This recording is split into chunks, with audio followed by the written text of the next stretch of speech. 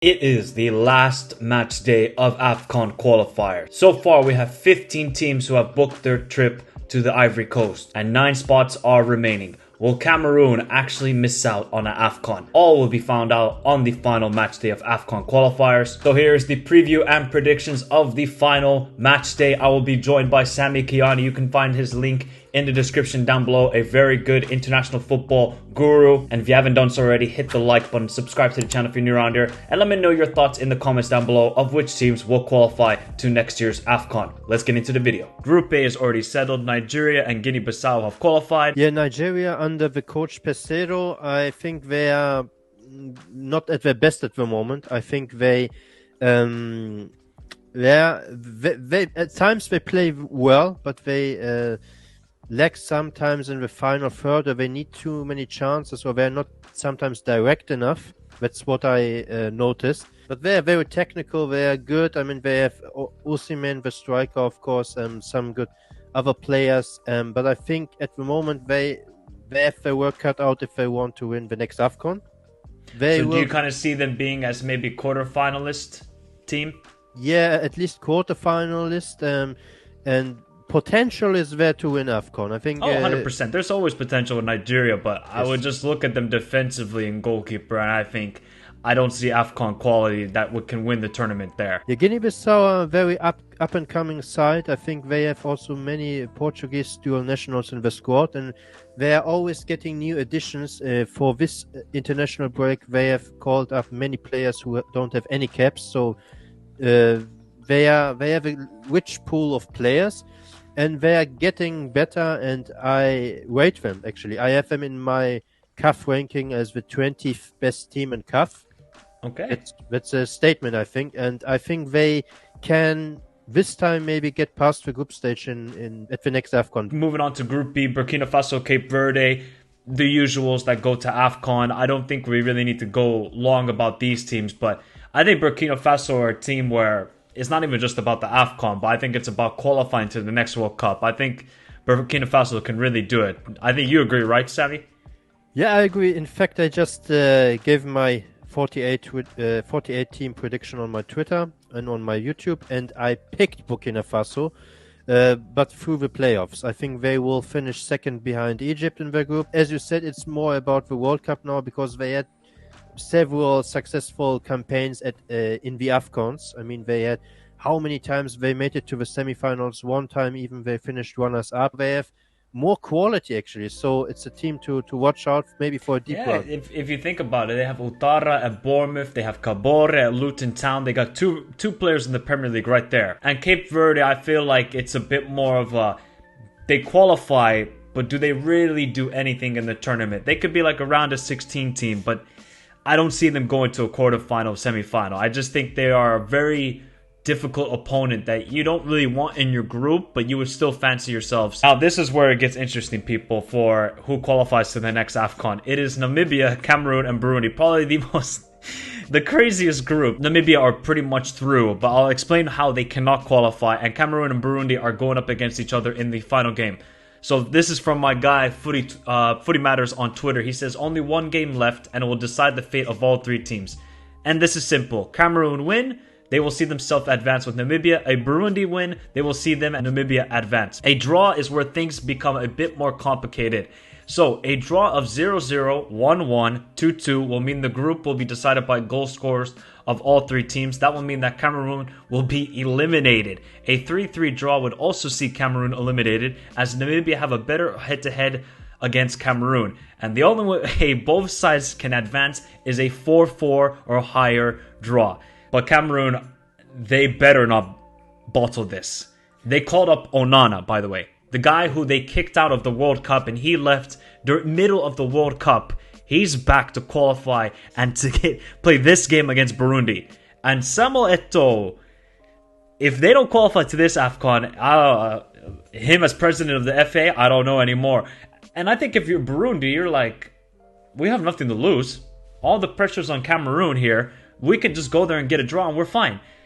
What do you think is going to happen, Sammy, with this game? Because this is, I mean, talk about high pressure for Cameroon. They've got still the experience, and they just played at the World Cup. They know the high pressure, and they play at home.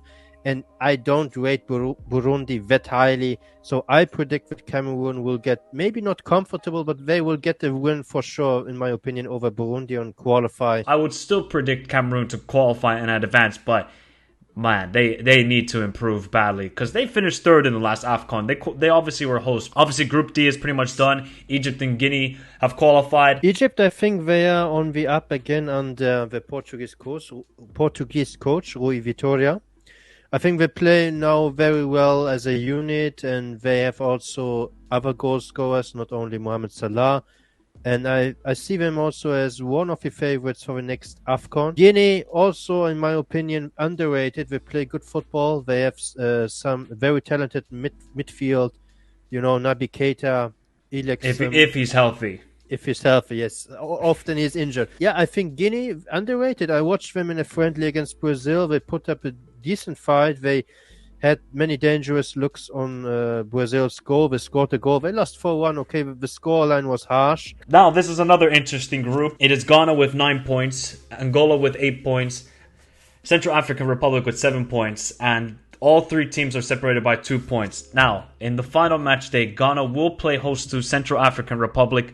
All they need is a draw and they will qualify, and Angola will host Madagascar. And I think that's a very good thing for Angola because maybe away from home it would have been tougher, but since they're at home, I think Angola will be fine. I think they will beat Madagascar. And I just look at Central African Republic. They had the chance to qualify in the last game against Angola, and they bottled it. And I think that will be their downfall.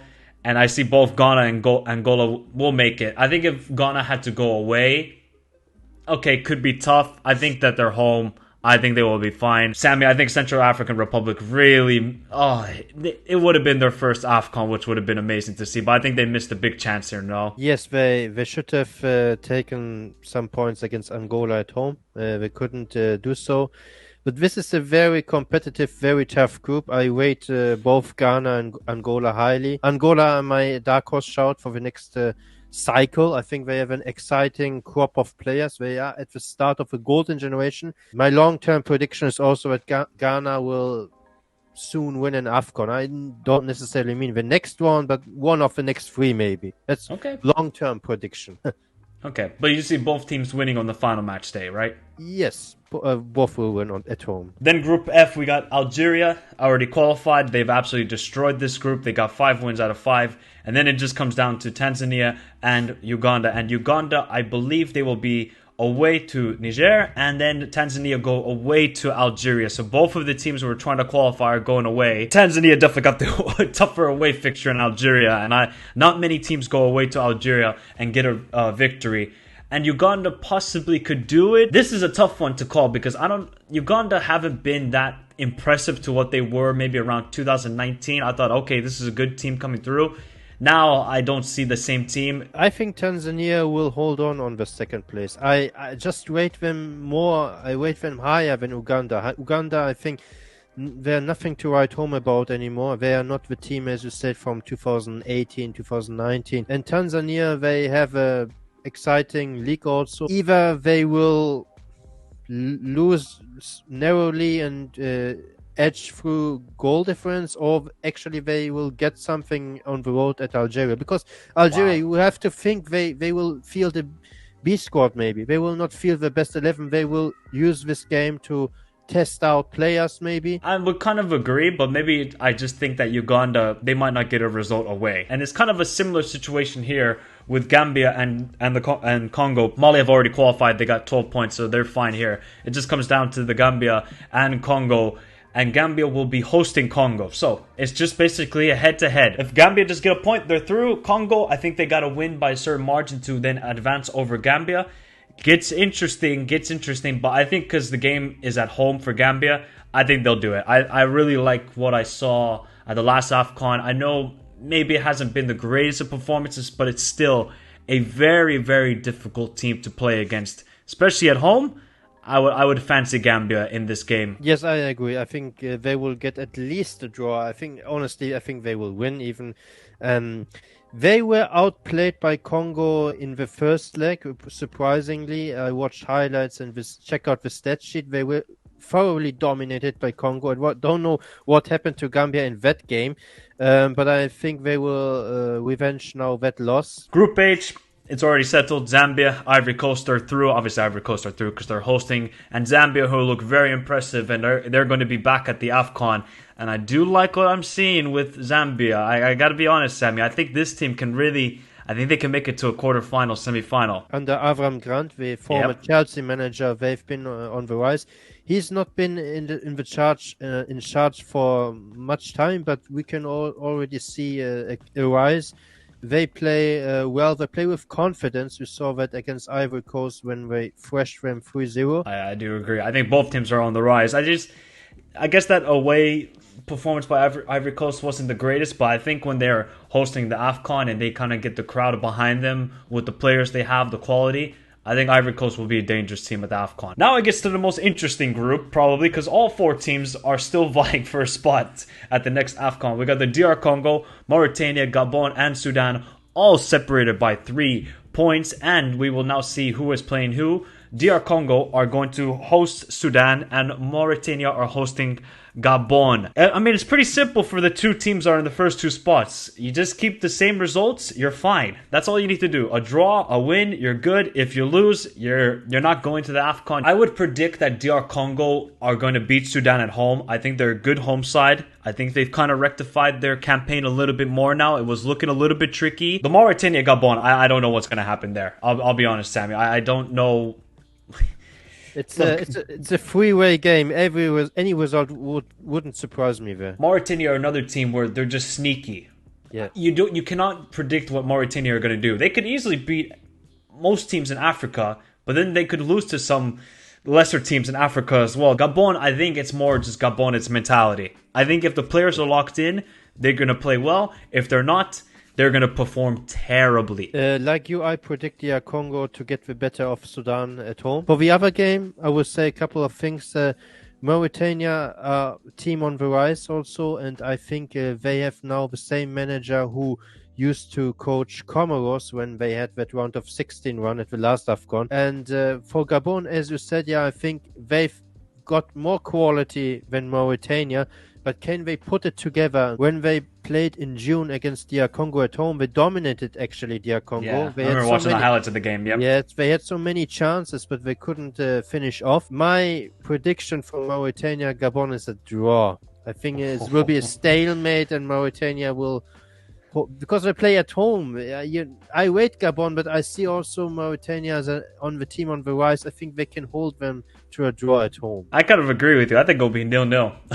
I think Mauritania are just going to make it an ugly, ugly game and just say, all right, try and break us down. If you can't, that's your fault. And then we go to the Afcon and you don't. Group J is already settled. Equatorial Guinea, Tunisia, always tough teams to play against in the Afcon, especially Tunisia. They're not going to give you an inch. They're not going to let you sniff the goal in the Afcon. They will win the game 1-0, and that's the way they do it. Equatorial Guinea are the same thing. They will make it a very physical game. So it's going to be interesting to see, again, how these two teams perform at the next Afcon. Group K already settled. South Africa, Morocco. I don't think we need to say much about them. We'll talk about them more. Shout out to the Moroccans watching. We'll talk about you guys more maybe around November, December as we get the build up towards the Afcon. Last one. It is then Mozambique or Benin who will qualify, and Senegal are going up against Rwanda, and Mozambique are hosting Benin, and that is going to be difficult for Benin to go away. Benin are sort of that other team, kind of like Mauritania, where they can give the top teams difficult matches, but then against the weaker teams, they can struggle as well. So I think since Mozambique are at home, I would predict that Mozambique would qualify to the Afcon. Do you have the same prediction? Yes, I think they will keep on the second place. And what I notice is all these former Portuguese colonies, they are on the rise, Angola, Guinea-Bissau, Angola, Mozambique. Cape Verde. Yep. If Mozambique can hold on the second place and Angola do the job, Cape Verde qualified already, and who else? Guinea-Bissau. Qualified already. There's a chance we can see all these four former Portuguese That's a good point. at the Afcon. Yeah, Benin is difficult. I think they were lucky in some game. They were awarded 3 points because I think the other team used some. Oh yeah, it was Rwanda. Eligible yes. player. Yeah, in the first place, lucky to be even in the contention now. Benin. But what they've going for them, that they hired Gernot Rohr, the former Super Eagles, and under him, I think they are showing some glimpses of a rise, going better.